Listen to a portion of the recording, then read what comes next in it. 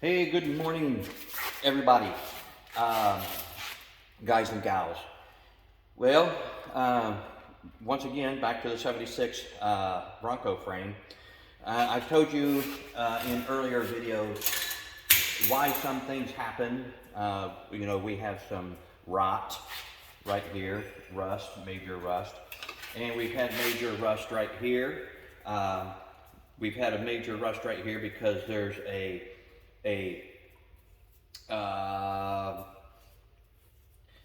post that comes out here, a bracket comes out here that supports the shock that goes up to the rear end assembly.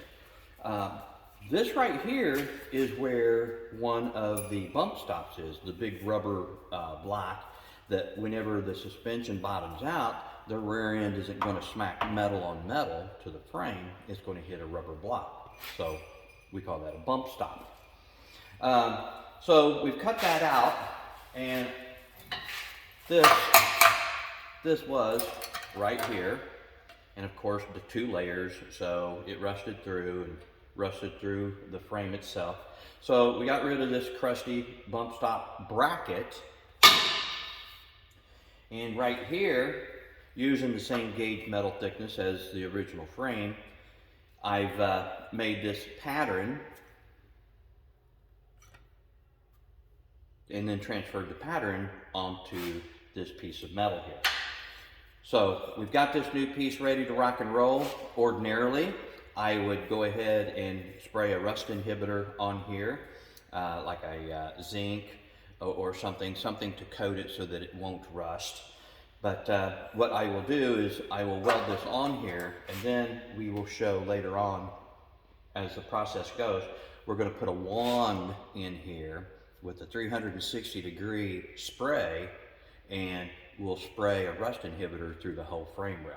But that's later on. Let's get this taken care of. So, first thing I'd like to show you is how we could make this pattern.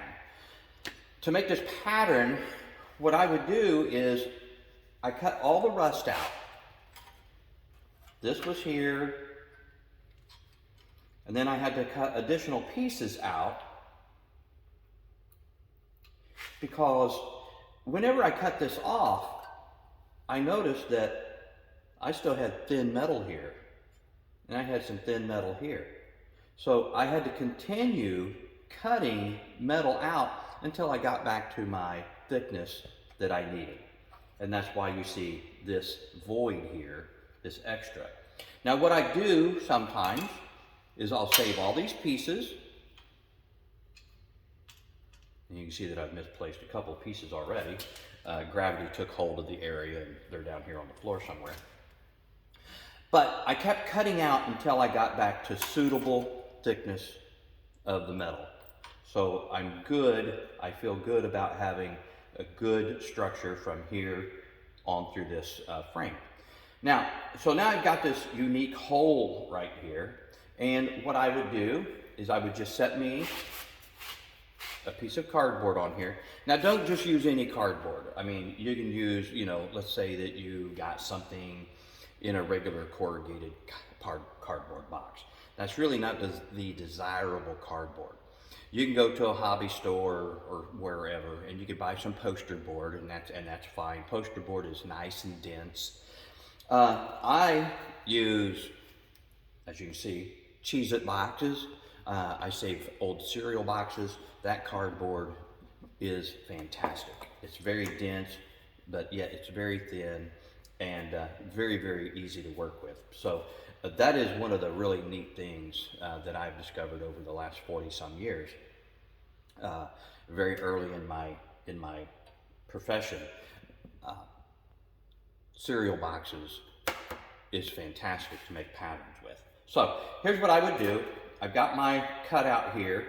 I just put that over this and take a pencil, take a pen, whatever, and just mark it. And you just gotta rub it. Just rub this. Don't let it move too much. And what you do whenever you rub that, it puts an indentation. You can't see it in the video, I'm sure, but it'll leave an indentation of the crease where the edge is. Now you can also take an old pencil, a piece of wood. I have a wire brush around here that's got a wooden handle on it, and that works really, really good. Here we go. Watch this. Watch this.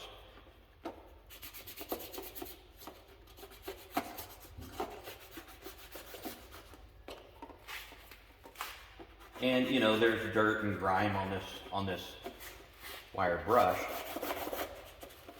Now you get the idea. And then just cut that out.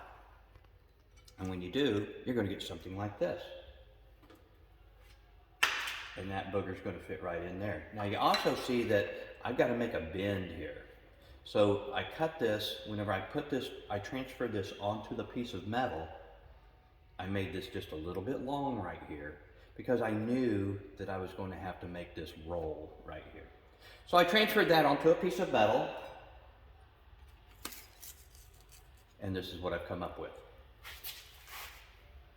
See that?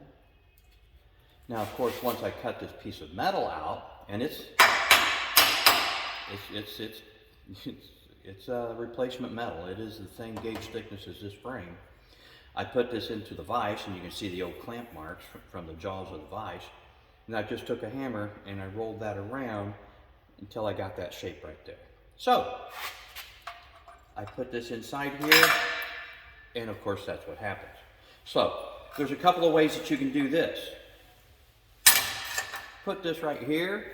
Excuse me. Take you a couple of pieces of tape. This is 3/4 inch. You can do this right here. Nothing fancy, but now you've got a handle. So you can take this and just like that, I can place it in here. I'm going to tack it in critical places. That's why I would really like to use 1.5 inch tape. Another neat trick, and you know, go to, I'm plugging some vendors. You could go to Harbor Freight, pick some of these magnets up. They're kind of nice, you know, because you've got your flat, and you've got your 45, and you've got your 30s. Just depends on what set you get. But get yourself a magnet. Now you've got yourself a handle. You don't have to use a 3/4 inch tape or the 1.5 inch tape.